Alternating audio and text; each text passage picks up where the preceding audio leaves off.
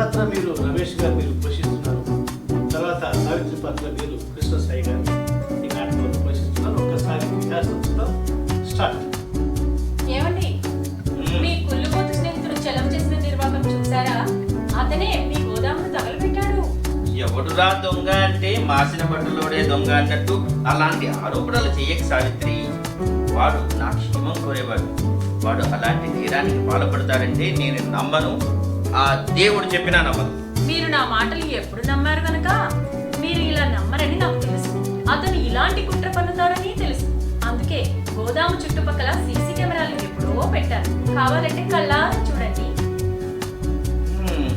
నిజమేనే. కవి సమ్మేళనంలో జ్యోతి ప్రజ్వలన చేసినంత సంతోషంగా పెట్రోల్ పోసి గోదాము తగలబెట్టాడు. అమాయకుడు కాదు, గలవాడు.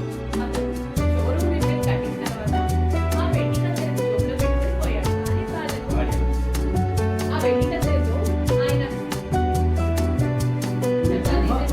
ఈ షోరూమ్ల కంటే ఈ మొత్తం షోరూంలోనే అమ్మకాలు విపరీతంగా ఉన్నాయి. లక్షల్లో ఆదాయం వస్తుంది. వాడు ఏం చేసినా నా మంచి కోరి చేస్తానడానికి ఈ ఒక్క ఉదాహరణ చాలా మంచి. అందుకే గ్యాప్ ఇస్తే బాగుంటుందమ్మా. అది సమస్య లేదు. మీకు సీరియస్ ప్రాబ్లం ఉంది. ఏ పని చేయడం చేత కానీ ఆ చలం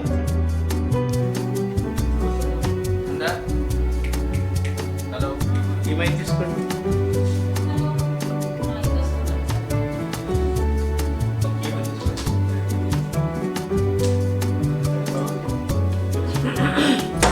ఆకాశవాణి. చలం పాత్ర మీరు జీవనాది పోషిస్తున్నారు. తర్వాత చంద్ర పాత్ర కామేశ్వరి గారు మీరు పోషిస్తున్నారు. ఒక్కసారి రిహార్సల్ చూద్దాం. Start the recording. ఇవి దిక్కుమాలిన కోరికలు కావచ్చు కదా.